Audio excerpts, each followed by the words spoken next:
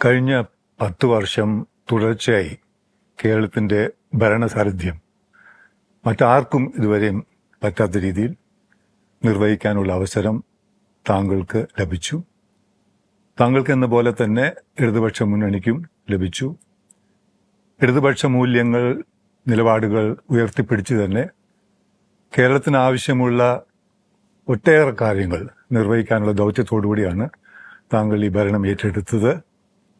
അത് കുറേയേറെ വളരെ വിജയകരമായി. ഈ 10 വർഷത്തെ വേണമെങ്കിൽ നമുക്ക് ഒരു നേട്ടങ്ങളുടെ വർഷങ്ങളെന്ന് വിശേഷിപ്പിക്കാം. തിരിഞ്ഞു നോക്കുമ്പോൾ ആദ്യത്തെ 5 വർഷം എടുത്ത പദ്ധതികളെല്ലാം ഏകദേശം പൂർത്തീകരിച്ചു. അതിനുശേഷം കഴിഞ്ഞ 5 വർഷത്തെ കേരളത്തിന്റെ ഭരണ പെർഫോമൻസിനെ പറ്റി താങ്കൾ തിരിഞ്ഞു നോക്കുമ്പോൾ എങ്ങനെ വിലയിരുത്തും? മൊത്തമായി പറഞ്ഞാൽ ഈ 10 വർഷക്കാലത്തെ അനുഭവം അങ്ങേയറ്റം ആവേശകരമായി ഒന്നാണ്. ഒരു മുന്നണി LDF എപ്പോഴും നാടിനോട് പ്രതിബദ്ധതയുള്ളൊരു മുന്നണിയാണ് എന്ന് എല്ലാവർക്കും അറിയാം. കേരളം ഒട്ടേറെ പ്രത്യേകതകൾ നേടിയ ഒരു സംസ്ഥാനമാണ്. പല കാര്യങ്ങളിലും നമുക്ക് മുന്നിട്ട് നിൽക്കാൻ കഴിഞ്ഞു. പക്ഷേ 2016 കേരളം എത്തി നിന്നൊരവസ്ഥയുണ്ട്. എല്ലാ ഭാഗത്തും നിരാശയായിരുന്നു. സർവമേഖലയും തകർന്നു കിടക്കുകയാണ്. ഇതിൻ്റെ ഏറ്റവും വലിയ ദുരന്തം ഇനി ഈ നാട് മുന്നോട്ട് പോകില്ല എന്ന ഉറച്ച വിശ്വാസത്തിൽ ഭൂരിഭാഗം ആളും എത്തി എന്നുള്ളതാണ്. കാരണം അവരുടെ അനുഭവമാണ് അങ്ങനെ എത്തിച്ചത്. ഇപ്പം നാടിൻ്റെ പുരോഗതിക്ക് ആവശ്യമായ ഒരു നടപടിയും സ്വീകരിക്കാതെ വന്നു. നാടിൻ്റെ വികസനത്തിന് വേണ്ട പദ്ധതികൾ നടപ്പാക്കാൻ തയ്യാറാകാതെ വന്നു. ഒരു ഗവൺമെൻറ് എന്ന നിലക്ക് മുൻകൈയെടുത്ത് നടപ്പാക്കേണ്ട കാര്യങ്ങൾ ഒന്നും ചെയ്യാതെ വന്നു.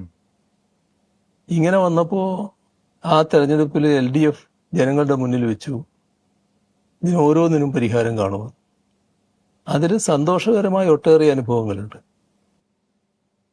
അന്നത്തെ കാലം നമ്മുടെ കേരളം വലിയ വിദ്യാഭ്യാസ സമ്പന്നരും നല്ല സംസ്കാര സമ്പന്നരും ഒക്കെ ആളുകളാണ്. പക്ഷെ മാലിന്യ കാര്യങ്ങളിൽ വളരെ പുറകോട്ടായിരുന്നു.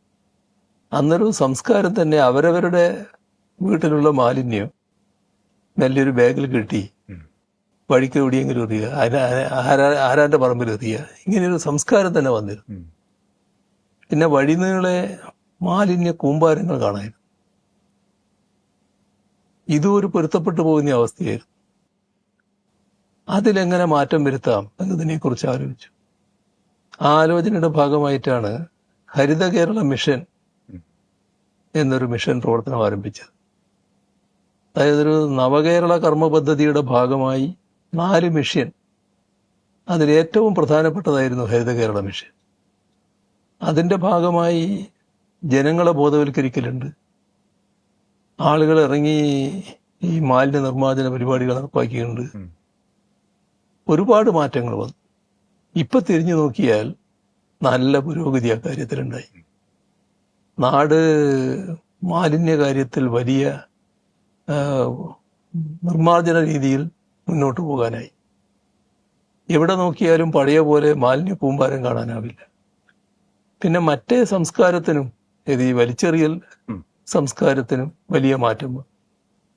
മാത്രമല്ല, ഇവിടെ കേരളത്തിൽ ചില നദികൾ പൂർണ്ണമായിട്ട് നശിപ്പിക്കപ്പെട്ടിരുന്നു. അത് വീണ്ടെടുത്തു. വരട്ടാർ പോലുള്ള നദികളൊക്കെ വീണ്ടെടുത്തത് കേരളത്തിൻ്റെ ഒരു ഉത്സവമായിട്ട് തന്നെ മാറി. ജനങ്ങൾ സ്വയമേവ മുന്നോട്ട് വന്ന് നദികൾ വീണ്ടെടുക്കുന്ന, നദി സംസ്കരിക്കുന്ന ഒരു നിലയിലേക്ക് വന്നു. പിന്നെ അതിൻ്റെ ഭാഗമായി നടപ്പാക്കപ്പെട്ട പച്ചത്തുരുത്ത്, അതൊക്കെ വലിയ തോതിൽ പ്രകൃതിയിൽ നമ്മൾ അനുകൂലമായി ഇടപെടൽ നടത്തുന്ന നില വന്നു. ഇത് നമ്മൾ തിരിഞ്ഞു നോക്കിയാൽ കേരളത്തിൻ്റെ അന്തരീക്ഷം മാറ്റുന്നതിന് വളരെ സഹായകരമായതാണ്.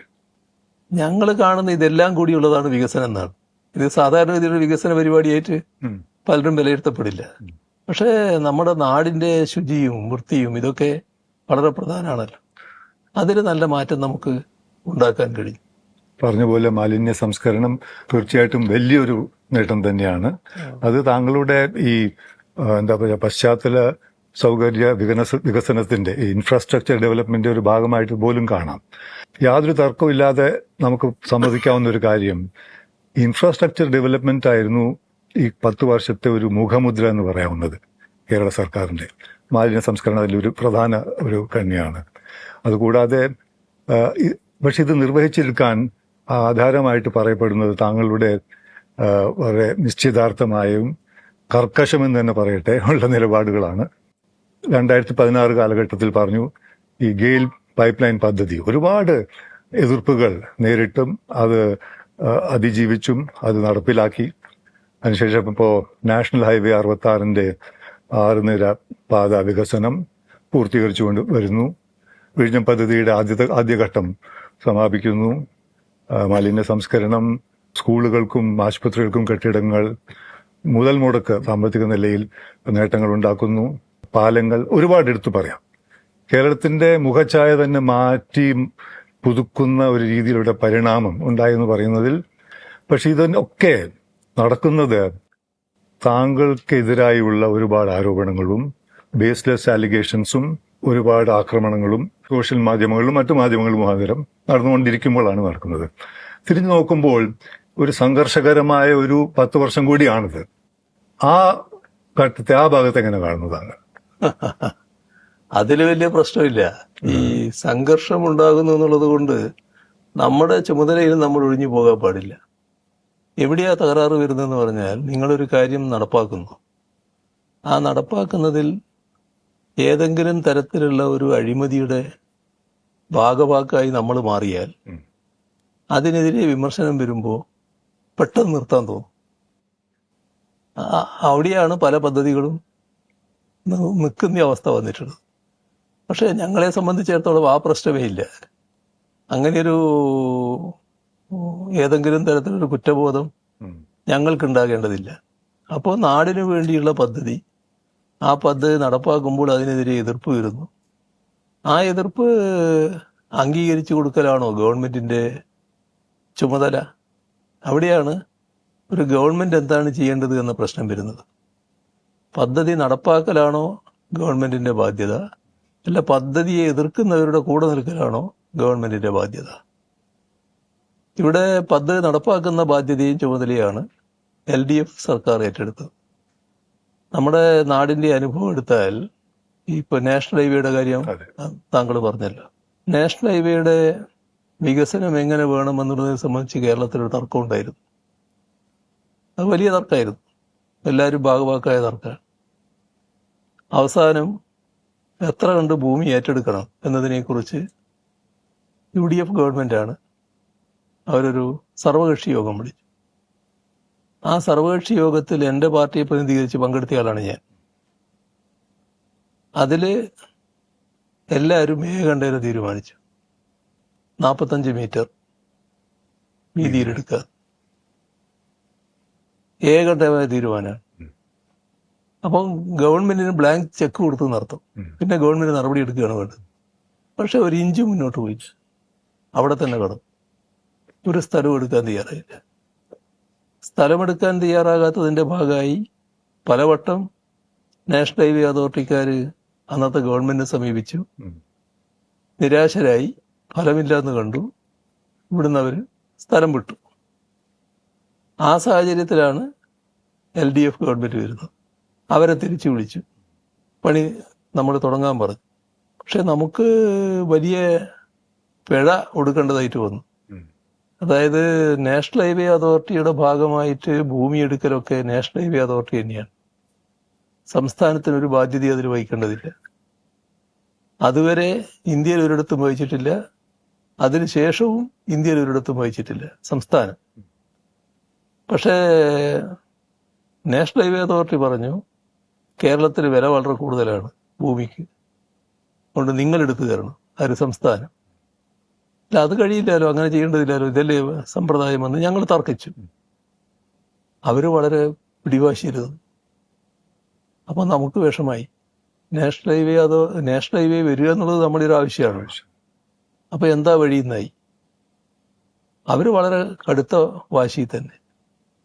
അവസാനം ഒരു ഒത്തുതീർപ്പ് സംഭാഷണം നടന്നു. അതിൽ ഗഡ്കരിയുടെ സാന്നിധ്യത്തിലാണ് ചർച്ച. അങ്ങനെ ഒരു തീരുമാനമായി 25% ഭൂമി ഏറ്റെടുക്കേണ്ടതിൻ്റെ വിലയുടെ 20% സംസ്ഥാനം കൊടുക്കുക. 5640 കോടി രൂപ സംസ്ഥാനം നാഷണൽ ഹൈവേ അതോറിറ്റിക്ക് കൊടുക്കും. ഗഡ്കരി തന്നെ സമ്മതിക്കുകയാണ്. അതിനു മുമ്പും അതിനുശേഷവും ആരും ഇത് ചെയ്തിട്ടില്ല. ഇത് UDF കാണിച്ച കെടുകാര്യസ്ഥ കൊണ്ട് നമുക്ക് അടക്കേണ്ടി വന്ന പിഴയാണ് യഥാർത്ഥത്തിൽ. പണി തുടങ്ങിയപ്പോഴും എതിർപ്പ് വന്നു. ഭൂമി ഏറ്റെടുക്കൽ നടപടി ആരംഭിച്ചപ്പോൾ എതിർപ്പ് വന്നു. പക്ഷെ എതിർക്കുന്നവരുടെ കൂടെ നിൽക്കലല്ലോ നമ്മുടെ ബാധ്യത.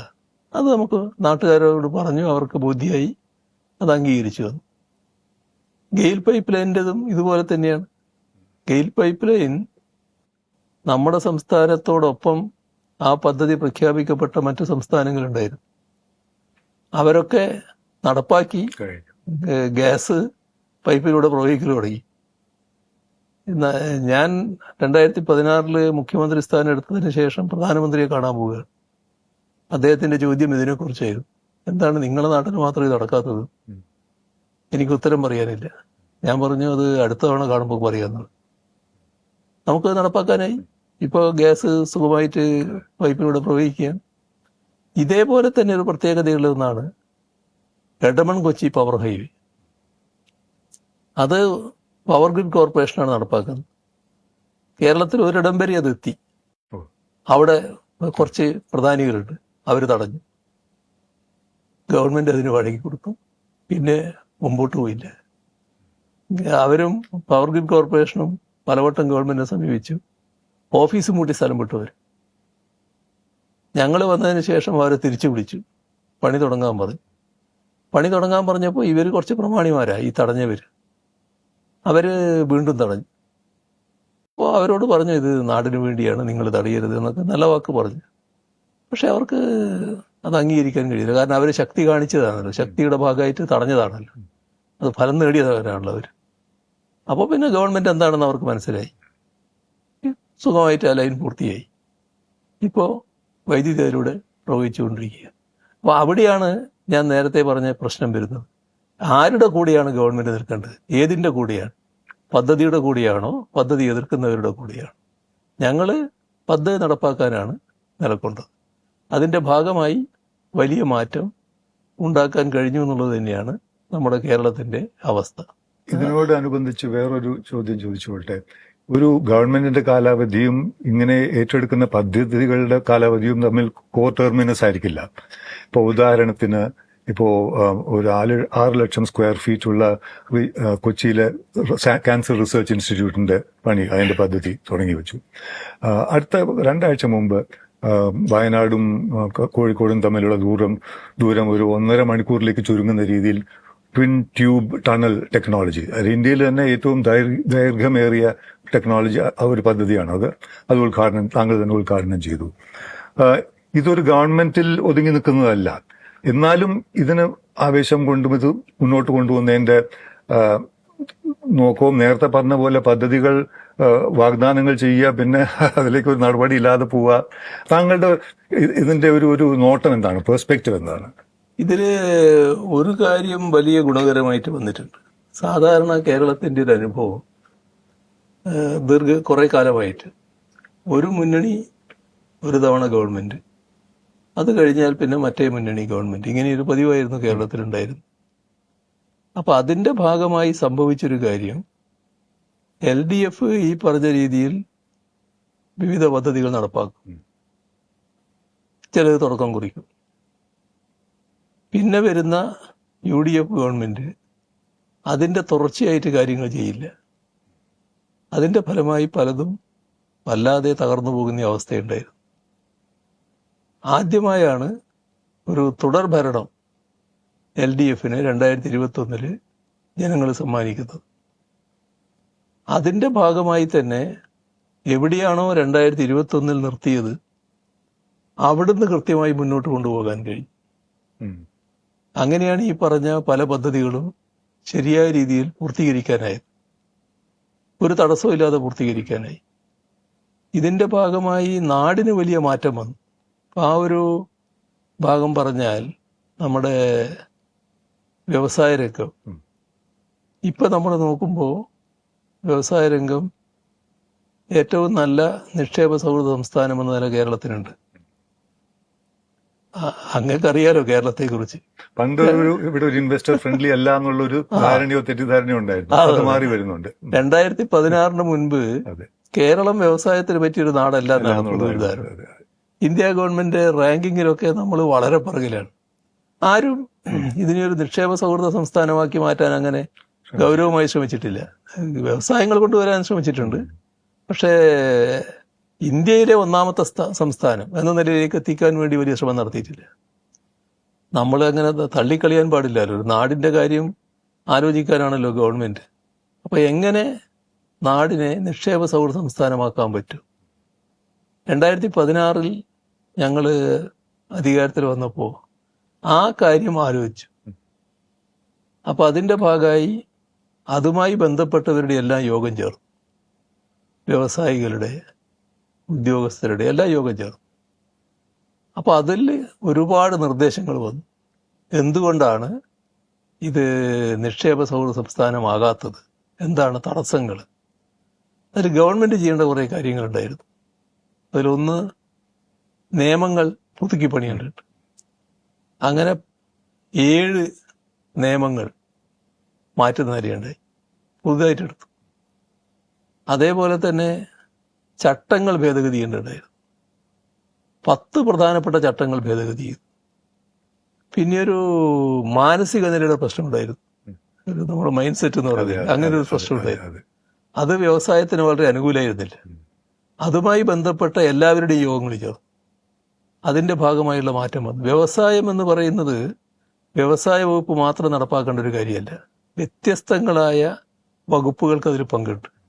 അവരെല്ലാം ഇതിന് അനുകൂലമായ നിലപാടെടുത്താലേ ഈ പറഞ്ഞ നിക്ഷേപ സൗഹൃദ സംസ്ഥാനമാവും. അവരെല്ലാം ബന്ധപ്പെട്ടു.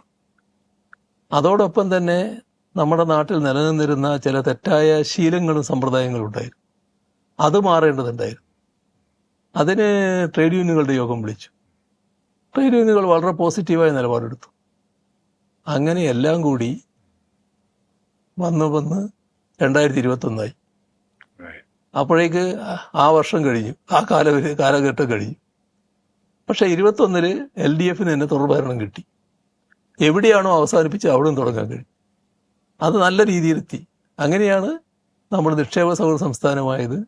ഇപ്പോ കേരളമാണ് ഇന്ത്യയിൽ 1ാം നമ്പർ സംസ്ഥാനമായി നിൽക്കുന്നത്. ഒരു തവണയല്ല, 2 തവണ തുടർച്ചയായിട്ട് അത് വന്നു. അതിന്റെ മാറ്റം നമുക്ക് നല്ലതുപോലെ കാണാൻ കഴിയാണ്. ഇപ്പോ കേരളം നമ്മുടെ ഒരു നിക്ഷേപ സംഗമം നടത്തിയല്ലോ, ആഗോള നിക്ഷേപ സംഗമം നടത്തി കൊച്ചിയിൽ വെച്ചിട്ട്. 2 ലക്ഷം കോടി രൂപയുടെ അടുത്താണ് നിക്ഷേപ വാഗ്ദാനം വന്നത്.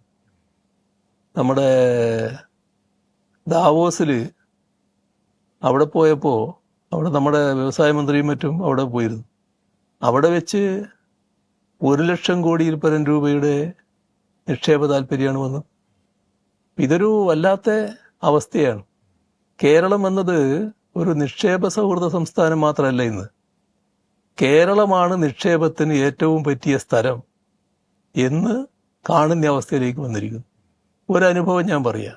ഒരു ദിവസം ഇപ്പം അടുത്താണ് ഒരു വൻകിട നിക്ഷേപം നടത്താൻ തയ്യാറുള്ളവർ എന്നെ കാണാൻ വന്നു.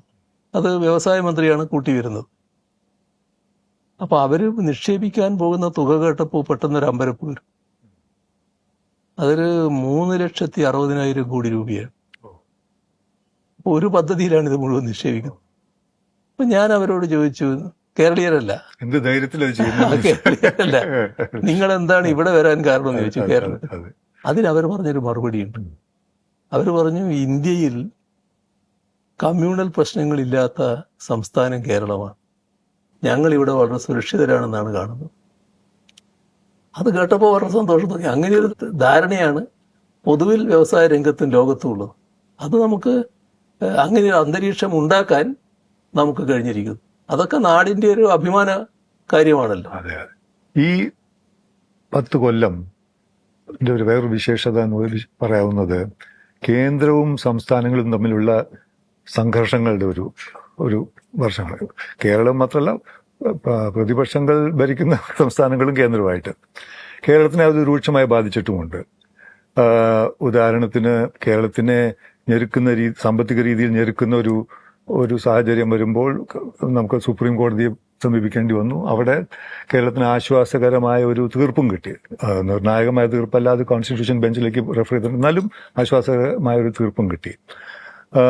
ഇങ്ങനെയുള്ള ഈ സെന്ററിന്റെ ഒരു സമ്മർദ്ദം മറ്റു രീതികളിലുണ്ട്. നമുക്ക് അത് കാരണം ഒരുപാട് പദ്ധതികളുണ്ട്, അതിനുള്ള ധനം വേണ്ടേ, അതിനുള്ള ഫൈനാൻഷ്യൽ വേർവിത്തോൾ വേണ്ടേ. അപ്പൊ അതിനൊക്കെ ഒരു തടസ്സമായി കേന്ദ്രം വരുന്നു എന്നുള്ള ഒരു രീതിയിലേക്ക് മാറുമ്പോൾ സ്പെഷ്യൽ പർപ്പസ് വെഹിക്കിൾ, കിഫ്ബി പോലെയുള്ളത്, അല്ലെങ്കിൽ മസാല ബോണ്ട് പോലെ അതൊക്കെ ചെയ്തിരുന്നു. ഇവിടെ ഇതിനെപ്പറ്റി ഒന്ന് വിശദീകരിക്കാമോ?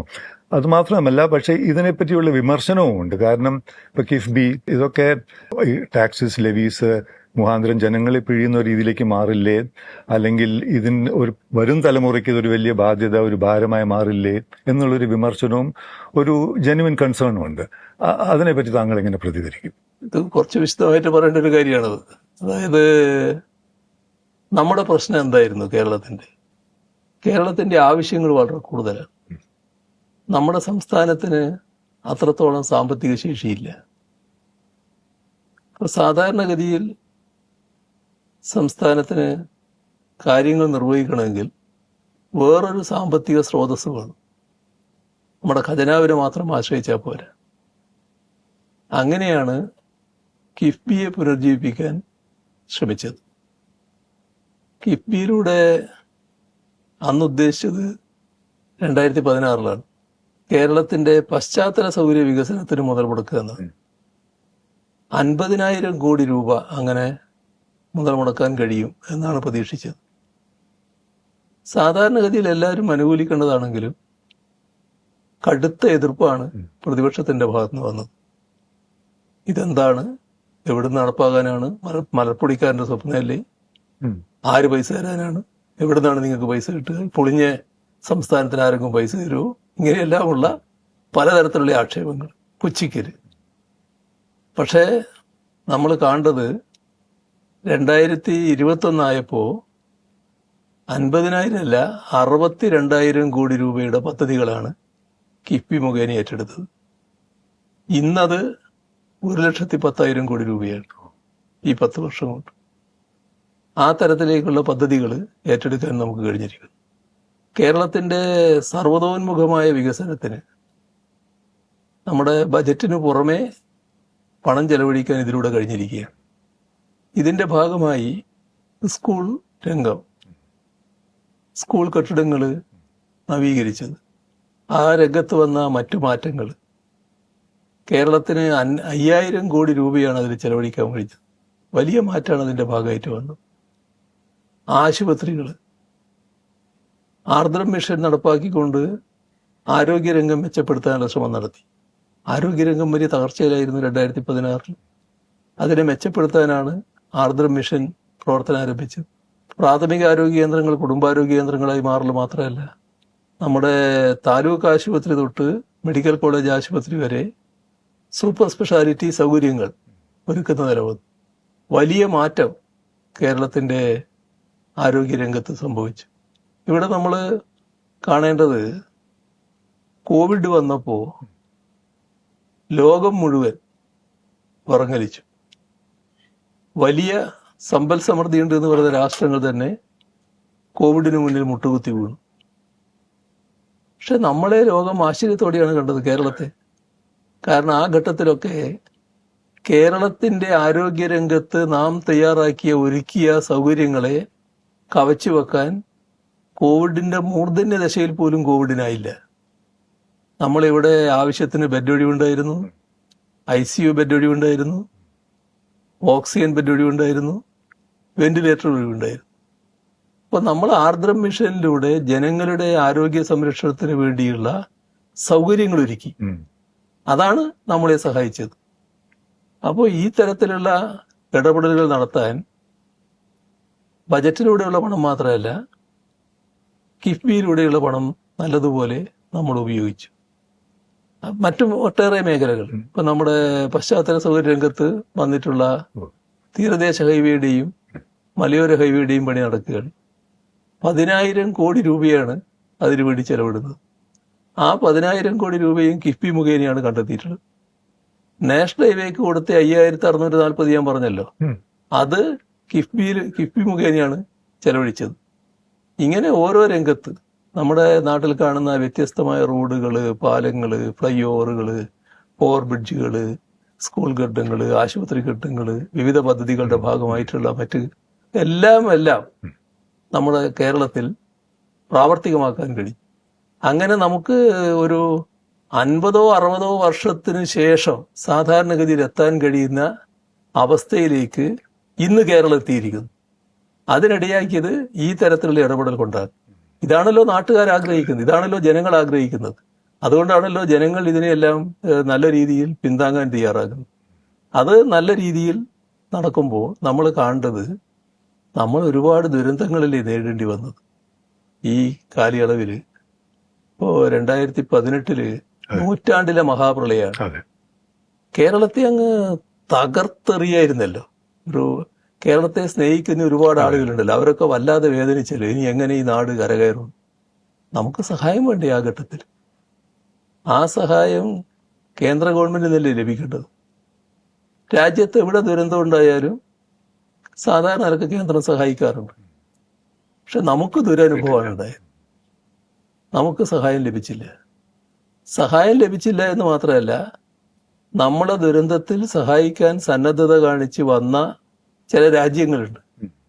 ആ രാജ്യങ്ങൾ കേന്ദ്രത്തെ അറിയിച്ചു, ഞങ്ങൾ സഹായിക്കാൻ തയ്യാറാണ്, ഞങ്ങൾ സഹായം സ്വീകരിക്കില്ല എന്ന മറുപടിയാണ് കേന്ദ്ര ഗവൺമെന്റ് പറഞ്ഞത്. അവിടെയാണ് നമ്മളൊരു കാര്യം ആലോചിക്കേണ്ടത്. ഇത് പറഞ്ഞ പ്രധാനമന്ത്രി നേരത്തെ ഗുജറാത്തിലെ മുഖ്യമന്ത്രിയായിരുന്നു ശ്രീ നരേന്ദ്രമോദി. ആ കാലത്ത് അവിടെ വലിയൊരു ദുരന്തമുണ്ടായി. ആ ദുരന്തത്തിൽ വലിയ തകർച്ച ഗുജറാത്തിനുണ്ടായി. രാജ്യത്തിന്റെ സഹായം കേന്ദ്ര ഗവൺമെന്റ് വക വന്നു, രാജ്യത്തിന് പുറത്തുള്ള സഹായം മറ്റു രാജ്യങ്ങളിൽ നിന്ന് വന്നു. എല്ലാം വാങ്ങി ഗുജറാത്തിനെ അഭിവൃദ്ധിപ്പെടുത്താൻ നേതൃത്വം കൊടുത്തയാളാണ് മുഖ്യമന്ത്രി എന്ന നിലക്ക് നരേന്ദ്രമോദി.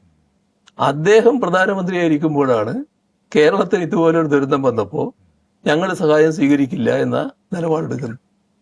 ഇത് എന്താണ് അതിന്റെ അർത്ഥം? എന്നാൽ സഹായം സ്വീകരിക്കില്ലെങ്കിൽ കേന്ദ്ര ഗവൺമെന്റ് സഹായം തരണ്ടേ? അത് തന്നുമില്ല. അപ്പം കേരളം തകരട്ടെ എന്നൊരു മനോഭാവം. പക്ഷെ നമുക്ക് തകരാൻ പറ്റില്ലായിരുന്നു, നമുക്ക് അതിജീവിച്ചേ പറ്റൂ. അങ്ങനെ ഒരു ദുരന്തം ഉണ്ടായപ്പോൾ അതിന്റെ മുമ്പിൽ തലയിൽ കൈവച്ച് കരഞ്ഞിരുന്നിട്ട് കാര്യമില്ലല്ലോ. അതിജീവിക്കാൻ എന്താണ് മാർഗമെന്ന് ആലോചിച്ചു. അതിൽ നമ്മുടെ നാടിന്റെ ഒരുമ, ജനങ്ങളുടെ ഐക്യം, അതാണ് അതിജീവനത്തിന്റെ കരുത്ത്. നല്ല പിന്തുണ നാട്ടിൽ നിന്നും ജനങ്ങളിൽ നിന്നും ഉണ്ടായി. അതുകൊണ്ട് തന്നെ രാജ്യവും ലോകവും അതിശയപ്പെടുമാറുള്ള അതിജീവനമാണ് നമ്മൾ നടത്തിയത്. നല്ല മാറ്റങ്ങൾ അതിന്റെ ഭാഗമായി വന്നു. ഇപ്പോ അങ്ങ് പറഞ്ഞ തുരങ്കപാതയുടെ കാര്യം, വയനാട് തുരങ്കപാതയുടെ കാര്യം, ചങ്ങനാശ്ശേരി റോഡ്, ആ റോഡ് മഴ വരുമ്പോഴൊക്കെ ഒലിച്ചു പോകുന്നതാണ്. എല്ലാ മഴക്കാലത്തും കുറച്ച് മഴ പെയ്താൽ മതി, അവിടെ വെള്ളം കയറും. അപ്പോൾ ഇതിന്റെ ഭാഗമായിട്ടാണ് ഞങ്ങൾ തീരുമാനിക്കുന്നത്. ഈ 2018 പ്രളയം കഴിഞ്ഞപ്പോഴാണ് തീരുമാനിക്കുന്നത്, ആ റോഡ് നല്ല രീതിയിൽ പുതുക്കിപ്പണിയണം, വെള്ളം പ്രളയം വന്നാൽ തകരാത്ത റോഡാക്കി മാറ്റണം. അതിന് പറ്റിയ തരത്തിലുള്ള റോഡാക്കി ഇപ്പോൾ അത് മാറ്റി. ഇപ്പോൾ അത് ഉദ്ഘാടനം ചെയ്തു. നേരത്തെ പറഞ്ഞ തുടർ ഭരണത്തിന്റെ ഭാഗമായിട്ടാണ് അത് പൂർണ്ണമായിട്ട് പൂർത്തീകരിക്കാൻ കഴിഞ്ഞത്. ഇങ്ങനെയുള്ള ഒട്ടേറെ പദ്ധതികൾ നമ്മുടെ നാട്ടിൽ ഏറ്റെടുക്കാൻ കഴിയും. ഇതില് സാധാരണ നിലക്ക് ഇത്തരം കാര്യങ്ങളിൽ കേന്ദ്ര ഗവൺമെന്റ് സഹായിക്കേണ്ടത് സഹായിക്കാതിരുന്നാൽ നമുക്ക് വലിയ തകർച്ച വരുമല്ലോ. മറ്റൊരു ദുഃഖകരമായ അനുഭവം കൂടി നമുക്കുണ്ട്. മറ്റെല്ലാ നാട്ടിലും എല്ലാ സംസ്ഥാനങ്ങളിലും ഇത്തരം പ്രശ്നങ്ങൾ വരുമ്പോൾ ആ സംസ്ഥാനത്തുള്ള എല്ലാവരും സംസ്ഥാനത്തിന്റെ ആവശ്യങ്ങൾക്ക് വേണ്ടി ഒന്നിച്ചു നിൽക്കും. പക്ഷെ നമുക്കതൊരു കടുത്ത ദുരനുഭവമാണ്. ഇവിടുത്തെ പാർലമെന്റ് മെമ്പർമാര് മഹാഭൂരിഭാഗം ഇവിടുത്തെ പ്രതിപക്ഷമായിരുന്നു, UDF ആരായിരുന്നു. പാർലമെന്റിൽ ഇതിനു വേണ്ടി ആരും ശബ്ദിച്ചില്ല. മാത്രമല്ല, വളരെ ദുഃഖകരമായ അനുഭവമാണ്. നമ്മൾ 2018 പ്രളയത്തിന് ശേഷമുള്ള നടപടികൾ വന്നപ്പോൾ അതിനെ തുരങ്കം വെക്കാനുള്ള നടപടികളാണ് സ്വീകരിച്ചത്. അതിൽ നമ്മുടെ മുഖ്യമന്ത്രിയുടെ ദുരിതാശ്വാസ നിധി ഉണ്ടല്ലോ, അതിലേക്ക് പണം കൊടുക്കുമല്ലോ. പണം കൊടുക്കാൻ പാടില്ല എന്ന് പറഞ്ഞു. ഒരു ഘട്ടത്തിൽ ജീവനക്കാരുടെ കയ്യിൽ നിന്ന് വായ്പ എടുക്കുകയാണ്. പണം ഒരു പ്രശ്നമല്ലേ, ഒരു വേറൊരു ഘട്ടത്തിലാണ്. ആ പണം ഇല്ലാതെ വന്നപ്പോൾ പണം കടമായിട്ട് തരാൻ വേണ്ടി ജീവനക്കാരോട് പറഞ്ഞു. ഒരു ചില ദിവസങ്ങളിലെ സാലറി കടമായിട്ട് തരും, പിന്നെ അത് തിരിച്ചു കൊടുക്കാൻ പാടില്ല എന്ന് പറഞ്ഞു. കേസ് പോയി അതിനെതിരായിട്ട്. അപ്പോ എത്രമാത്രം നിഷേധാത്മകമായ നിലപാടാണെന്ന് നോക്കണം. ഇതെല്ലാമായിട്ടും നമ്മൾ തകർന്നില്ല. നമ്മൾ ലോകവും രാജ്യവും വലിയ ആശ്ചര്യത്തോടെ നോക്കിക്കാണുന്ന തരത്തിലുള്ള അതിജീവനം തന്നെയാണ് നടത്തിയത്. അതിനിടയാക്കിയത് കേരളത്തിന്റെ ഒരുമയും ജനങ്ങളുടെ ഐക്യവും തന്നെയാണ്. ഒരു സംശയവും അക്കാര്യത്തിലില്ല. ഇതിന്റെ ഭാഗമായിട്ട് മറ്റൊരു കാര്യം പറഞ്ഞു, കടത്തിന്റെ കാര്യം. അതൊരു പ്രധാന പ്രശ്നമാണ്. വലിയ തോതിൽ തെറ്റായ കാര്യങ്ങൾ പറയുന്നതുകൊണ്ട് അതിന്റെ ചില കണക്കുകൾ പറയാൻ ഞാൻ ആഗ്രഹിക്കുകയാണ്. അതായത് ഇതിനെ നമുക്ക് അതിജീവിക്കാൻ കഴിഞ്ഞത് നമ്മുടെ നികുതി വരുമാനം നല്ല രീതിയിൽ വർദ്ധിപ്പിക്കാൻ കഴിഞ്ഞുകൊണ്ടാണ്. നമ്മുടെ തനത് നികുതി വരുമാനത്തിൽ നല്ല വർധനവുണ്ടായി. ഇപ്പോ 1,27,747 കോടി രൂപയുടെ അധിക വരുമാനം ഉണ്ടായി. അത് 2016-21 ആ 5 വർഷം എടുത്താൽ തനത് നികുതി വരുമാനം 47,453 കോടി രൂപയാണ്. 2021-26 ആയപ്പോ 73,002 കോടി രൂപയായി. അപ്പോ മൊത്തമായിട്ട് 1,27,747 കോടി രൂപയുടെ വർധനവ് നമുക്കുണ്ടാക്കാൻ കഴിയും. ഇപ്പോ 2025-26 വർഷത്തെ കണക്ക് വരാനിരിക്കുന്നേ ഉള്ളൂ. അതുകൂടി വരുമ്പോൾ ഈ പറഞ്ഞത് വർദ്ധിക്കും. ഇതൊരു നികുതി വരുമാനത്തിന്റെ കാര്യം. നികുതിയേതര വരുമാനത്തിന്റെ അവസ്ഥ 2016-21 വാർഷിക ശരാശരി 5 വർഷത്തെ ഒരു വർഷത്തെ ശരാശരി 14,455 കോടി രൂപയാണ്. അപ്പൊ ഇപ്പോ 2021 ശേഷമുള്ള ഈ സർക്കാരിന്റെ കാലത്ത് അത് 15,435 കോടി രൂപയാണ്. അപ്പോൾ വർദ്ധിച്ചു എന്നർത്ഥം. അതിലും 2025-26 കണക്ക് വരാനിരിക്കുകയാണ്. അപ്പോൾ അത് കുറച്ചുകൂടി കൂടും.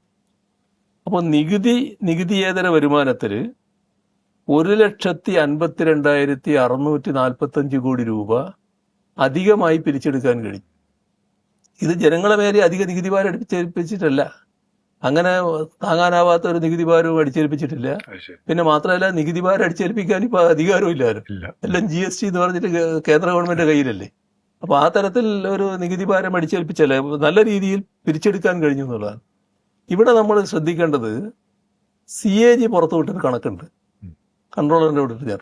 CAG പറഞ്ഞത് 2022-23 ഇന്ത്യ രാജ്യത്ത് സംസ്ഥാനങ്ങളുടെ ശരാശരി നികുതി വരുമാനം, തനത് നികുതി വരുമാനം ആകെ റവന്യൂ വരുമാനത്തിന്റെ 48.35%. രാജ്യത്തെ സംസ്ഥാനങ്ങളുടെ ശരാശരി.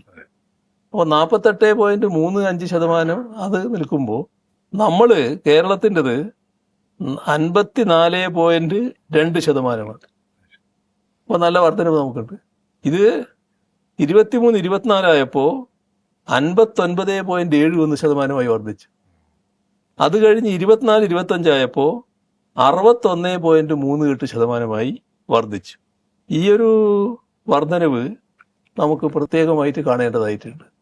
അതേപോലെ തന്നെ രാജ്യത്ത് സംസ്ഥാനങ്ങളുടെ ശരാശരി ആകെ റവന്യൂ വരുമാനത്തിന്റെ 22-23 7.8% സംസ്ഥാനങ്ങളുടെ ശരാശരി. കേരളത്തിൻ്റെത് 13.3%. വലിയ വ്യത്യാസമാണ് ഇതിലൊക്കെ നിലനിൽക്കുന്നത്. 2023-24 അത് 22% വർദ്ധിച്ചു. അപ്പോൾ ആകെ റവന്യൂ വരുമാനത്തിന്റെ 60% മുകളിൽ തനത് വരുമാനമുള്ള 8 സംസ്ഥാനങ്ങളാണുള്ളത്. അതിലൊന്ന് കേരളമാണ്. കേരളത്തിൻ്റെത് 22-23 72.84%. 24-25 74.5%. അപ്പോൾ നമ്മുടെ സാമ്പത്തിക സ്ഥിതി എന്ന് പറയുന്നത് ഏതെങ്കിലും തരത്തിൽ ഒരു പ്രയാസമുള്ള ഒന്നാണ് എന്ന് ഒരു തരത്തിലും പറയാൻ കഴിയുന്നതല്ല. പിന്നെ അങ്ങ് പറഞ്ഞ ഒരു ഭാഗം, നമ്മുടെ ഒരു സംസ്ഥാനത്തിന്റെ ചെലവ് എങ്ങനെയാണ് നിർവഹിക്കുക? ഏത് സംസ്ഥാനമായാലും അവരെ കയ്യിലുള്ള കുറച്ച് പണം, തനത് വരുമാനമുണ്ട്, പിന്നെ കേന്ദ്ര ഗവൺമെന്റ് തരുന്ന സഹായമുണ്ട്. അത് കഴിഞ്ഞാൽ പിന്നെ കടമെടുക്കൂ. അത് കടമെടുക്കാൻ അധികാരമുണ്ട് സംസ്ഥാനങ്ങൾക്ക്. ഇപ്പോൾ ഇവിടെ ഒരു പ്രചരണം വലിയ തോതിൽ നടത്താൻ നോക്കുന്നത് കേരളത്തിന്റെ കടമെന്തോ ഭയങ്കര ഭീമമായ കടമാണ്, താങ്ങാനാവാത്തതാണ് എന്നൊക്കെയുള്ളൊരു പ്രചരണമാണ് നടത്തുന്നത്. ഇപ്പോൾ CAG റിപ്പോർട്ട് ആണല്ലോ അതിൽ ആധികാരികമായിട്ട് എടുക്കേണ്ടത്.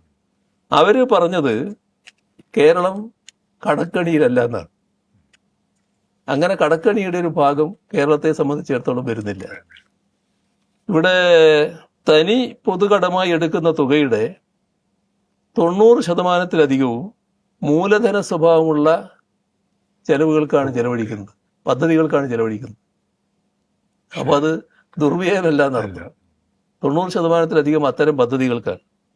ഇപ്പൊ 2022-23 മൊത്തം ആഭ്യന്തര ഉൽപാദനത്തിന്റെ 30%-ലധികം പൊതുകടമുള്ള 8 സംസ്ഥാനങ്ങളുണ്ട്. ഇനി വേറൊരു കണക്ക് 25%-ലധികം പൊതുകടം. ഈ മൊത്തം ആഭ്യന്തര ഉൽപാദനത്തിന്റെ 25%-ലധികം. അങ്ങനെയൊരു 14 സംസ്ഥാനങ്ങളുണ്ട്. ഇതിലൊന്നിലും കേരളമില്ല. ഇതിൻ്റെയൊക്കെ താഴെയാണ് കേരളം. അപ്പോൾ കേരളത്തിൻ്റെത് 24.71% മാത്രമാണ്. അപ്പോൾ നമ്മൾ ഭയങ്കര കടമാണെന്ന് പറയുന്നത് ശരിയല്ല എന്നാണ് കാണേണ്ടത്. ഇപ്പോൾ ധന ഉത്തരവാദിത്വ നിയമമുണ്ട്. ആ നിയമത്തിന്റെ പരിധി വിട്ട് കടമെടുക്കാൻ സംസ്ഥാനത്തിന് കഴിയില്ല. ആ പരിധിയിൽ നിന്നുകൊണ്ടാണ് നമ്മൾ കാര്യങ്ങൾ നിർവഹിക്കുന്നത്. ഇത് നമ്മൾ ശ്രദ്ധിക്കേണ്ട ഒരു കാര്യം, സംസ്ഥാനത്തിന്റെ കടപരിധി ഏകപക്ഷീയമായി കേന്ദ്ര ഗവൺമെന്റ് വെട്ടിക്കുറക്കുന്ന നില സ്വീകരിക്കുന്നുണ്ട്. ഇപ്പൊ നമ്മുടെ ഒരു അനുഭവം പറഞ്ഞാല് കേരളത്തിന്റെ സഞ്ചിത കടം ഓരോ 5 വർഷത്തിലും ഇരട്ടിയാകുന്നതാണ് പതിവ് സാധാരണ. ഇപ്പോൾ 2016-21 സർക്കാരിന്റെ തുടക്കത്തില് കടം 1,57,370 കോടി രൂപയായിരുന്നു. 1,57,370 2016 ഞങ്ങൾ അധികാരത്തിൽ വരുമ്പോഴുള്ള കടം. അത് 2021 ആയപ്പോൾ 2,96,901 കോടി രൂപയായി. കോവിഡൊക്കെ കഴിയുന്ന കാലം അത് കേട്ടോ. അത് ആ കാലം നമ്മൾ ഓർക്കണം. അപ്പൊ കടമെടുക്കലല്ലാതെ വേറെ മാർഗവും നമ്മുടെ മുമ്പിലില്ല. 2024-25 ആയപ്പോ 4,35,334 കോടി രൂപയായി. ഞാൻ പറഞ്ഞു വന്നത് പതിവനുസരിച്ച് ഇരട്ടിയായെങ്കിൽ കടം 5,93,802 കോടി രൂപയാകുമായിരുന്നു. എന്നാലതായിട്ടില്ല. നമ്മളത് 4,35,334 കോടിയാണ്. ഇപ്പൊ സംസ്ഥാനത്തിന്റെ കടം താങ്ങാവുന്ന പരിധിക്കുള്ളിലാണ്. ഇതാണ് കണക്കുകൾ വ്യക്തമാക്കുന്നത്. പിന്നെ പ്രചരണത്തിൽ പലതും വേണ്ടാതനങ്ങളും പറയുന്നു മാത്രമേ ഉള്ളൂ. കേരളത്തിന്റെ കടം, ആഭ്യന്തര ഉൽപാദനം ഇതുമായി തമ്മിലുള്ള അനുപാതം നോക്കിയാൽ 2021 38.47%. അത് വർദ്ധിക്കുകയല്ല ചെയ്ത്. ഈ 5 വർഷം എടുത്താൽ ഇപ്പം നോക്കിയാൽ 33.44%. അപ്പോൾ 4 വർഷം കൊണ്ട് 5% കുറവ് കൊണ്ടുവരാൻ നമുക്ക് കഴിഞ്ഞിരിക്കുന്നു. അപ്പോൾ നല്ല രീതിയിലാണ് നമ്മൾ മുന്നോട്ട് പോകുന്നത്. സാമ്പത്തിക ഭദ്രതയിലേക്ക് കാര്യങ്ങൾ നീങ്ങുന്നു എന്നുള്ളതാണ് കാണാൻ നമുക്ക് സാധിക്കുന്നത്. തീർച്ചയായിട്ടും ഇതിനോടനുബന്ധിച്ച് മറ്റ് മേഖലകളിലും ഇപ്പോൾ ടൂറിസം ആയാലും മറ്റേ science and technology, bio science, graphene ഉൽപ്പന്നം പോലെയുള്ള പദ്ധതികൾ, അതുകൂടാതെ IT സെക്ടറിൽ ഒരുപാട് മറ്റേ മൂലധനം പുറമേ രാജ്യങ്ങളിൽ നിന്ന് ആകർഷിക്കാൻ പറ്റുന്നു. അവരുടെ സോഫ്റ്റ്വെയർ എക്സ്പോർട്ട് മുഖാന്തരം തുടർച്ചയായിട്ട് ഞാൻ മനസ്സിലാക്കുന്നത് ഫോറിൻ എക്സ്ചേഞ്ച് റവന്യൂ ഏർണിങ്സ് ഉണ്ടാവുന്നുണ്ട്. ഇങ്ങനെ ഉള്ള ചിലതും ജനങ്ങൾക്ക് അധികം ഇത് പ്രചരണം കിട്ടാത്ത ചില കാര്യങ്ങളാണെന്ന് എനിക്ക് തോന്നുന്നത്. പക്ഷെ കേരളത്തിന്റെ, നേരത്തെ പറഞ്ഞ പോലെ, കേരളത്തിന്റെ യഥാർത്ഥ കരുത്തെന്ന് പറയാവുന്നത് ഇവിടെ നിലനിന്ന് വരുന്ന പല വിഭാഗങ്ങളും തമ്മിലുള്ള വളരെ അടുപ്പമുള്ള ബന്ധങ്ങൾ. ഇതിന് ശിഥിലം പറ്റുന്ന രീതിയിൽ ചില സംഭവ വികാസങ്ങൾ ഇല്ലേ എന്നൊരു സംശയം ഉയരുന്നുണ്ട്. അതിനെ പറ്റി താങ്കളുടെ അഭിപ്രായം എന്താണ്? കാരണം ഇപ്പോൾ ഇന്ത്യയിൽ മതന്യൂനപക്ഷങ്ങൾക്ക് അന്തസ്സോടെയും ഭദ്രതയോടെയും ജീവിക്കാൻ പറ്റുന്ന അപൂർവം ചില സംസ്ഥാനങ്ങളിൽ ഒന്നാണ് കേരളം. പക്ഷേ ഈ മതന്യൂനപക്ഷങ്ങൾ തന്നെ ഇത് തിരിച്ചറിയുന്നുണ്ടോ എന്നുള്ളൊരു ചോദ്യം വരുന്നുണ്ട്. ഉദാഹരണത്തിന് അടുത്ത കാലത്തൊരു വലിയൊരു ദുർപ്രചരണം, അത് നമ്മൾ ഇത്തിരി ഒന്ന് നോക്കിയാൽ മനസ്സിലാകും ദുർപ്രചരണമാണെന്ന്. സാറിന്റെ ഉത്തരവാദിത്വം ഈ സാറെന്ന് പറയുന്ന ഇത് നടത്തുന്നത് ഇടതുപക്ഷ മുന്നണി അല്ലെ സർക്കാർ അല്ലെങ്കിൽ ഇടതുപക്ഷമാണെന്നുള്ളൊരു ദുർപ്രചരണം നടക്കുന്നുണ്ട്. അപ്പം ഇങ്ങനെയുള്ള ഈ വെല്ലുവിളികളെ ഇതൊരു പുതിയൊരു ഒരു അനുഭവമായിട്ടാണ് എനിക്ക് തോന്നുന്നത്. എങ്ങനെ നേരിടുന്നു നിങ്ങൾ? അതിനെപ്പറ്റി എന്താ? ഇപ്പൊ രണ്ട് കാര്യങ്ങളാണ് ഒന്നിച്ച് ചോദിച്ചത്. അതിലിപ്പോ അവസാനത്തത് ഞാൻ ആദ്യം പറയാം, എന്നിട്ട് പിന്നെ സാറിന്റെ നോളജ് എക്കോണമിയുടെ കാര്യം പിന്നെ പറയാം. ഇതില് കേരളം എല്ലാ കാലത്തും കൃത്യതയാർന്ന നിലപാട് സ്വീകരിച്ചു പോകുന്ന ഒരു സംസ്ഥാനമാണ്. അതുകൊണ്ട് തന്നെ മതനിരപേക്ഷതയുടെ ശക്തമായൊരു വിളനിലമായിട്ടാണ് കേരളം നിലകൊള്ളുന്നത്. അത് വെറുതെ ഉണ്ടായതല്ല. കേരളത്തിലെ ഇടതുപക്ഷ സ്വാധീനമാണ് അതിനിടയാക്കിയിട്ടുള്ളത്. വർഗീയ ശക്തികൾക്കെതിരെ ഉറച്ച നിലപാടാണ് എല്ലാ കാലത്തും ഇടതുപക്ഷം സ്വീകരിച്ചിട്ടുള്ളത്. അതുകൊണ്ട് തന്നെ ഏതെങ്കിലും ഘട്ടത്തിൽ ചില്ലറ വോട്ടിനു വേണ്ടി വർഗീയതയെ പ്രീണിപ്പിക്കുന്ന നിലപാട് ഇടതുപക്ഷം സ്വീകരിച്ചിട്ടില്ല. ആ കാരണത്താൽ തന്നെ എല്ലാ വർഗീയ ശക്തികളും ഒരേപോലെ ശക്തമായി ഇടതുപക്ഷത്തെ എതിർക്കാറുമുണ്ട്. ഇപ്പം നമ്മുടെ കേരളത്തിൻ്റെ അനുഭവം എടുത്താൽ ഈ കഴിഞ്ഞ 10 വർഷക്കാലം ഒരു വർഗീയ കലാപമോ വർഗീയ സംഘർഷമോ ഇല്ലാത്ത നാടാണ് കേരളം. അത് കൃത്യതയാർന്ന നിലപാടിൻ്റെ ഭാഗമായിട്ടാണ്. എന്നാൽ വർഗീയ ശക്തികളില്ലാത്ത നാടാണ് കേരളം എന്ന് പറയാൻ പറ്റില്ല. ചില വർഗീയ ശക്തികൾ രാജ്യത്തെ അവരുടെ ഏറ്റവും കരുത്തുറ്റ സംഘടന കേരളത്തിലാണ് എന്ന് അഭിമാനിക്കുന്നവരാണ്. പക്ഷെ അവർക്ക് തലവെക്കാനാവുന്നില്ല. അതിന് കാരണം വർഗീയ പ്രശ്നങ്ങൾ വന്നാൽ ഏതെങ്കിലും ഒന്നിൻ്റെ ഭാഗത്ത് നിൽക്കാൻ തയ്യാറല്ല. വർഗീയതയ്ക്കെതിരെ കടുത്ത നിലപാടാണ്, ശക്തമായ നിലപാട്. അപ്പോൾ അതുകൊണ്ട് തലപൊക്കാനാവുന്നില്ല. ഇപ്പം നമ്മുടെ കേരളത്തിൽ ഇവിടെ വരുന്ന ഏതൊരാൾക്കും, ഇവിടെ ജീവിക്കുന്ന ഏതൊരാൾക്കും അവരുടെ ആഗ്രഹമനുസരിച്ച് ജീവിക്കുക. ഏത് വസ്ത്രം ധരിക്കണം, ഏത് ഭക്ഷണം കഴിക്കണം, ഏത് ആരാധനാലയത്തിൽ പോകണം, അതൊക്കെ അവർ തീരുമാനിക്കേണ്ട കാര്യമാണ്. ആരും അതിനെ ചോദ്യം ചെയ്യില്ല, ഒരു തടസ്സവും ഉണ്ടാവില്ല. രാജ്യത്തിൻ്റെ പൊതുസ്ഥിതി അതെല്ലാം നമുക്കറിയാം. ഇപ്പോൾ ഒരുപാട് ആശങ്കകൾ ഉയർന്നു വന്ന ഘട്ടം നമ്മുടെ രാജ്യത്താകെ, ന്യൂനപക്ഷങ്ങൾക്ക് വലിയ ആശങ്ക ഉയർന്ന ഘട്ടം, അതിലൊന്നായിരുന്നു നമ്മുടെ ഈ സിറ്റിസൺഷിപ്പിന്റെ കാര്യം. അപ്പോൾ പിന്നെ പൗരത്വ നിയമ ഭേദഗതി, ആ പൗരത്വ നിയമ ഭേദഗതിയിൽ ഏറ്റവും വലിയ അപകടകരമായ അവസ്ഥയുണ്ടായത് പൗരത്വത്തിന്റെ മാനദണ്ഡമായിട്ട് മതത്തെ കണക്കാക്കുന്ന നില വന്നു. അതിനെ തുടക്കം മുതൽ വിട്ടുവീഴ്ചയില്ലാതെ എതിർത്തത് കേരളമാണ്, കേരള ഗവൺമെൻറ്റാണ്. നിയമപോരാട്ടവും നടത്തി അതിനെതിരായിട്ട്. മാത്രമല്ല, വലിയ തോതിലുള്ള പൊതുവായ ഇടപെടലുകൾ നടത്തും കേരളത്തിൽ. എന്നാൽ അതിൻ്റെ തുടർച്ചയായിട്ടാണ് അങ്ങ് പറഞ്ഞ രീതിയിലുള്ള SIRന്റെ പ്രശ്നം വന്നത്. SIRന്റെ പ്രശ്നം വന്നപ്പോഴും ഈ പറഞ്ഞ വോട്ടവകാശം സംരക്ഷിക്കുക, ആ വോട്ടവകാശം നിഷേധിക്കുന്നതിനെതിരെയുള്ള ശക്തമായ നിലപാടെടുക്കുക, ഇതൊക്കെ കേരളം കൃത്യമായി സ്വീകരിച്ചു പോയിട്ടുണ്ട്. ആ കാര്യത്തിൽ എല്ലാവർക്കും ബോധ്യമുള്ള കാര്യമാണ്. നമ്മുടെ കേരളത്തിലുണ്ടായ ഒരു പ്രത്യേകത, ഇത്തരം കാര്യങ്ങൾ കേരളത്തിലെ ന്യൂനപക്ഷ വിഭാഗങ്ങളിൽ വലിയ മതിപ്പ് LDFനെ കുറിച്ച് ഉണ്ടാക്കുന്നതിനിടയായി. നേരത്തെ അങ്ങനെയായിരുന്നില്ല, കുറേ കാലം മുമ്പ്, ഇപ്പോഴല്ല. ചില തെരഞ്ഞെടുപ്പുകൾക്ക് മുൻപാണ്. ഇത് തൊട്ട് മുമ്പിലത്തെ ഒന്നോ രണ്ടോ തെരഞ്ഞെടുപ്പല്ല ഞാൻ പറയുന്നത്, അതിനു മുമ്പ്. ആ ഘട്ടത്തിൽ ന്യൂനപക്ഷത്തെ പലതും പറഞ്ഞ് തെറ്റിദ്ധരിപ്പിക്കുകയായിരുന്നു.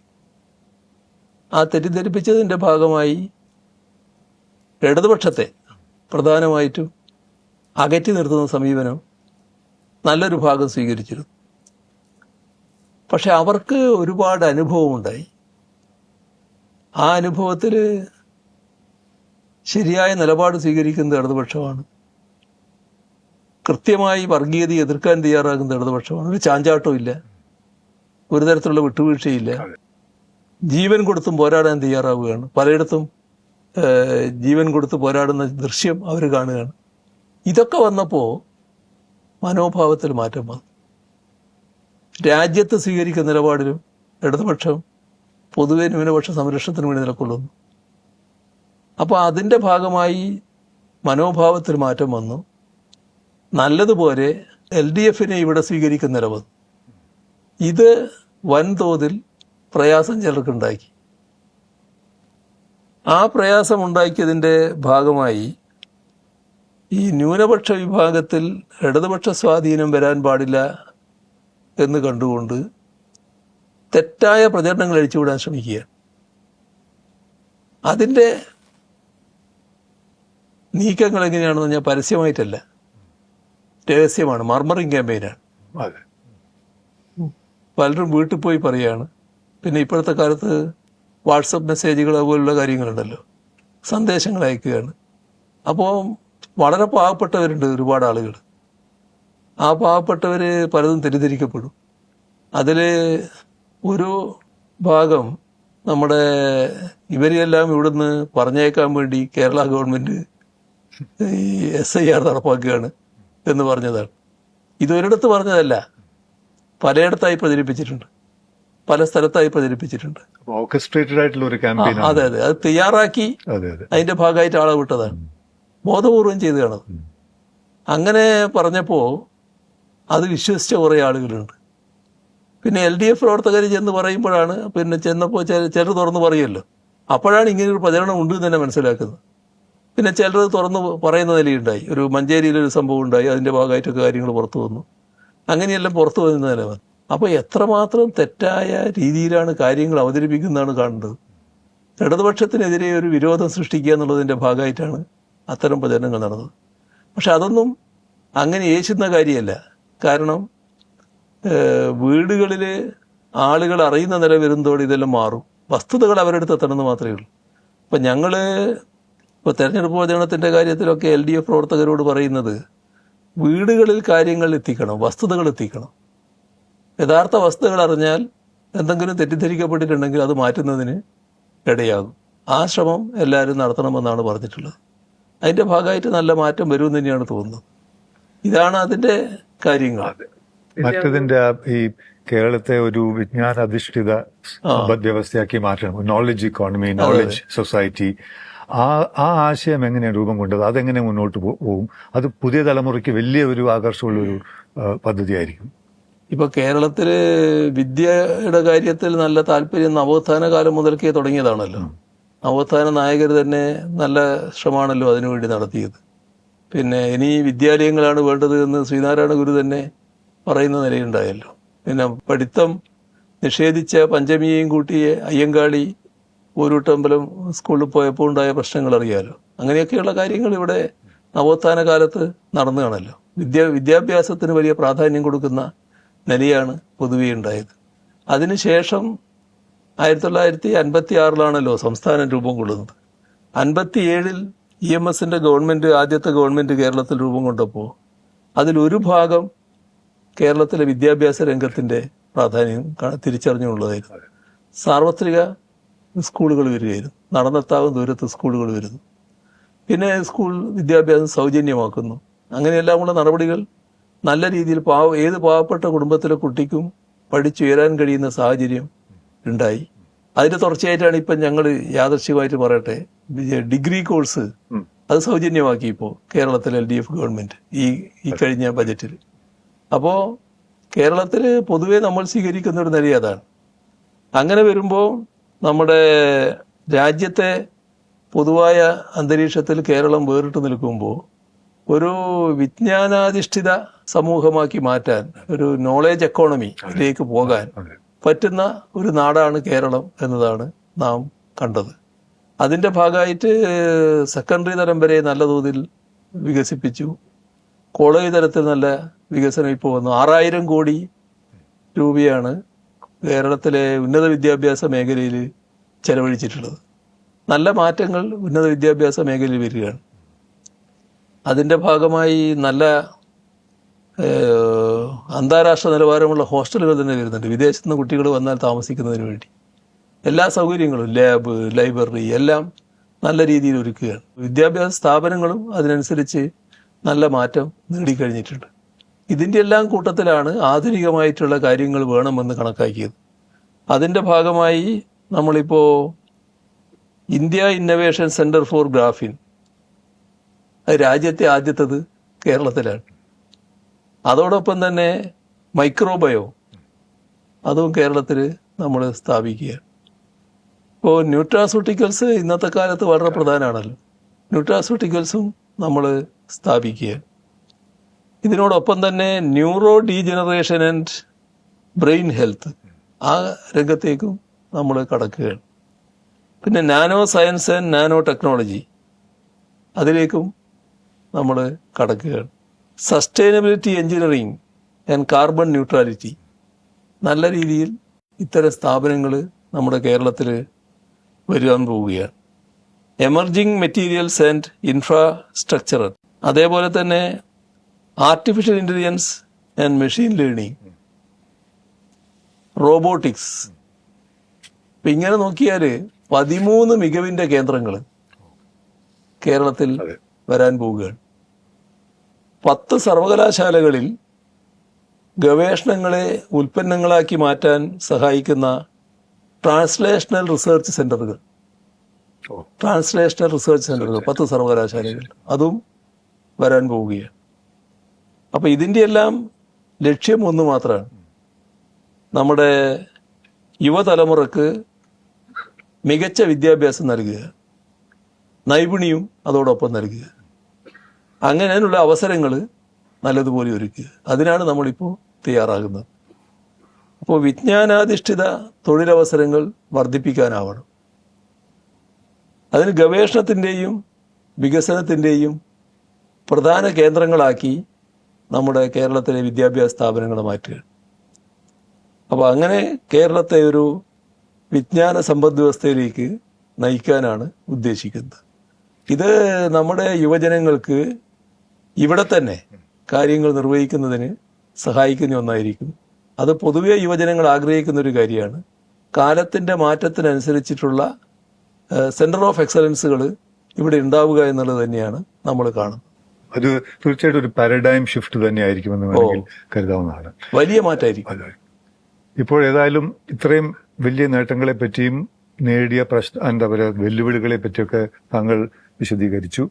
ഇപ്പോൾ വീണ്ടും ഒരു അസംബ്ലി തെരഞ്ഞെടുപ്പിലേക്ക് വക്കിലാണ് നമ്മൾ നിൽക്കുന്നത്. അപ്പോൾ സ്വാഭാവികമായിട്ടും ഭരണ തുടർച്ച ഒരു ചർച്ചാ വിഷയമായിട്ടുണ്ട് കേരളത്തിൽ. അപ്പോൾ ഒരു വാദം പ്രതിപക്ഷം അല്ലെങ്കിൽ ഓപ്പോസിഷന്റെ ഒരു വാദം ഈ ഭരണ തുടർച്ച എന്ന് പറയുന്നത് പവറിൽ കടിച്ചു തൂങ്ങാനുള്ള ഒരു സ്ലോഗൻ മാത്രമാണ് എന്നുള്ളതുണ്ട്. പക്ഷെ ഭരണ തുടർച്ച എന്നതിൻ്റെ പ്രസക്തി താങ്കളുടെ അഭിപ്രായത്തിൽ എന്താണ് ശരിക്കും?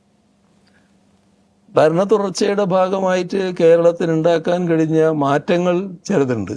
അതാണ് ഞാൻ നേരത്തെ പറഞ്ഞ വിദ്യാഭ്യാസ രംഗത്ത് വന്ന മാറ്റം. ഇപ്പോൾ ഉന്നത വിദ്യാഭ്യാസ മേഖല 2016 മുൻപുള്ള അവസ്ഥയെടുത്താൽ, ഒരു രാജ്യത്തെ സ്ഥാപനങ്ങൾ ഒരു 100 എണ്ണത്തെ എടുത്താൽ അതിനകത്ത് കേരളത്തിലുള്ള ഒരു സ്ഥാപനത്തെയും കാണാൻ കഴിയില്ല. എന്നാൽ കേരളത്തിലെ വിദ്യാഭ്യാസ രംഗം മോശമാണോ എന്ന് ചോദിച്ചാൽ മോശമല്ല, പക്ഷേ ഉയർന്ന നിലവാരത്തിലില്ല. ഇതായിരുന്നു കേരളത്തിൻ്റെ അവസ്ഥ. ഞങ്ങൾ ആ രംഗത്ത് ബോധപൂർവമായി തന്നെ നടപടികളെടുത്തു. ഒരു ഉന്നത വിദ്യാഭ്യാസ കൗൺസിൽ വന്നു, അതിൻ്റെ ഭാഗമായുള്ള നടപടികളിലേക്ക് കടന്നു. വലിയ മാറ്റങ്ങളാണ് ഇതിൻ്റെ ഭാഗമായി സംഭവിച്ചത്. രാജ്യത്തെ ഇന്ന് ഏറ്റവും ശ്രദ്ധിക്കപ്പെടുന്ന ഒരു വിദ്യാഭ്യാസ രംഗമായി ഉന്നത വിദ്യാഭ്യാസ രംഗം മാറിയിട്ടുണ്ട്. അതിന് ഒന്ന് കോളേജുകളുടെ യൂണിവേഴ്സിറ്റികളുടെയൊക്കെ ശേഷി വർദ്ധിക്കേണ്ടതുണ്ട്. അതിനാവശ്യമായ നടപടി സംസ്ഥാന സർക്കാർ തന്നെ ഇടപെട്ട് ചെയ്യുകയാണ്. അതോടൊപ്പം നല്ല രീതിയിലുള്ള പിന്തുണ സംസ്ഥാന സർക്കാർ നൽകുന്നുമുണ്ട് ഈ രംഗത്ത്.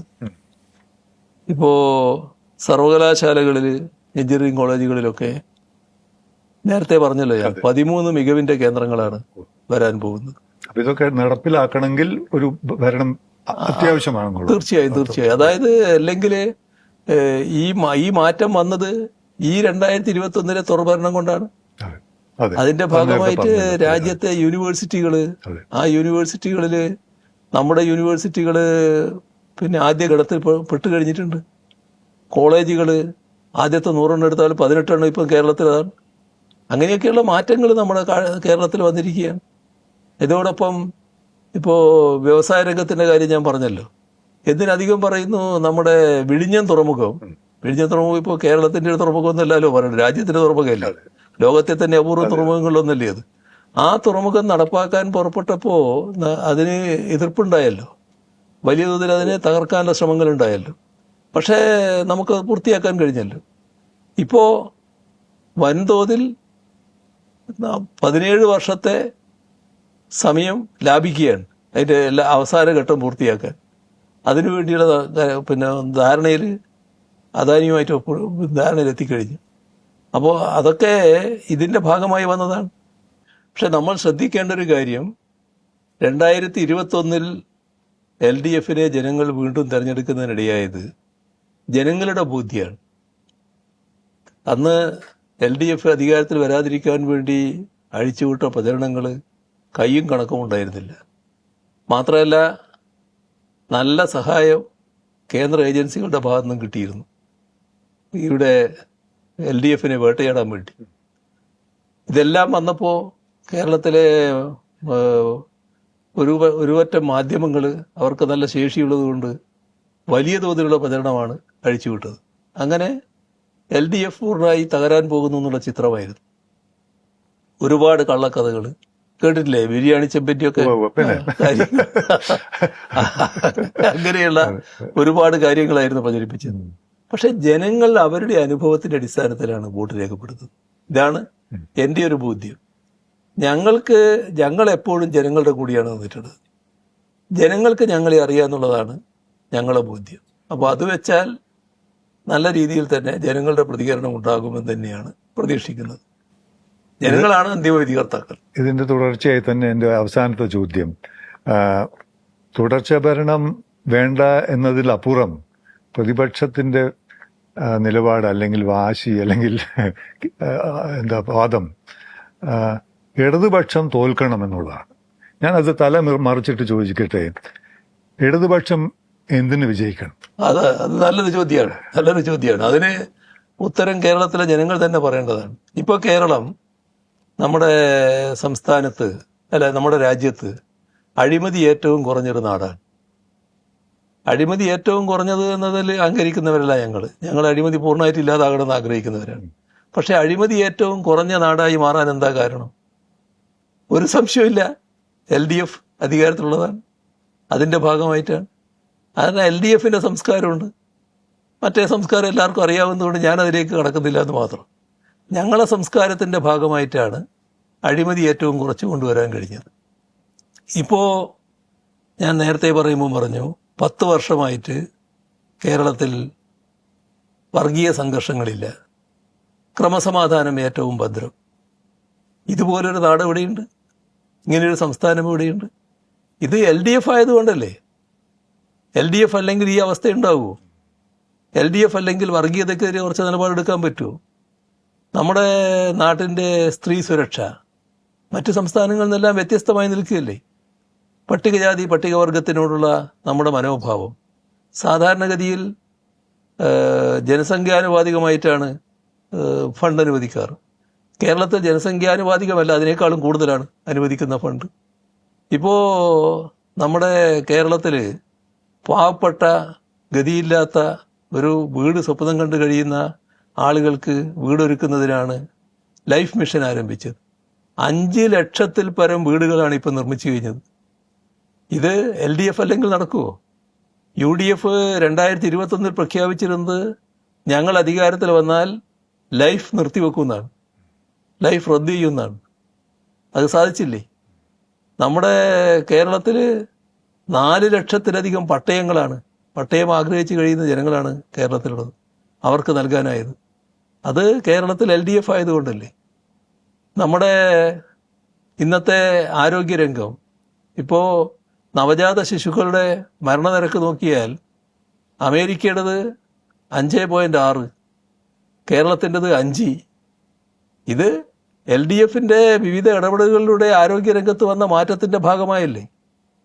നമ്മുടെ വിദ്യാഭ്യാസ രംഗത്ത് വന്ന മാറ്റം, നമ്മുടെ കാർഷിക രംഗത്ത് വന്ന അഭിവൃദ്ധി, ഇതിൻ്റെ ഭാഗമായിട്ടല്ലേ. ഇപ്പം ഞാൻ നമ്മുടെ സംസാരത്തിൻ്റെ തുടക്കത്തിൽ പറഞ്ഞ കേരളത്തിൻ്റെ മാലിന്യ സംസ്കരണത്തിൽ ഇന്ന് നല്ല വൃത്തിയും വെടിപ്പും ശുചിയും നിലനിൽക്കുന്നത് LDF ആയതുകൊണ്ടല്ലേ. അപ്പോൾ നാടിൻ്റെ പൊതുവായ രീതിക്ക് LDF ആയാൽ മാത്രമല്ലേ ഗുണമുള്ളൂ. ഞങ്ങൾ കണ്ടത് നമ്മുടെ നാടിൻ്റെ വികസനം എന്ന് പറയുന്നത് ഏതെങ്കിലും ഒരു പ്രദേശത്തിൻ്റെ വികസനമല്ല, ഏതെങ്കിലും ഒരു വിഭാഗത്തിൻ്റെ വികസനമല്ല, സർവ്വതല സ്പർശിയും സാമൂഹ്യനീതി അധിഷ്ഠിതവുമായ വികസനമാണ്. ഇതാണ് ലക്ഷ്യമിട്ടത്. അതാണല്ലോ നടന്നു വരുന്നത്. ഇപ്പോൾ ഇന്ത്യയിൽ എത്ര സംസ്ഥാനങ്ങളുണ്ട്? കേരളത്തിൽ മാത്രമല്ലേ നമുക്ക് അതിദാരിദ്ര്യമുക്തമാകാൻ കഴിഞ്ഞത്.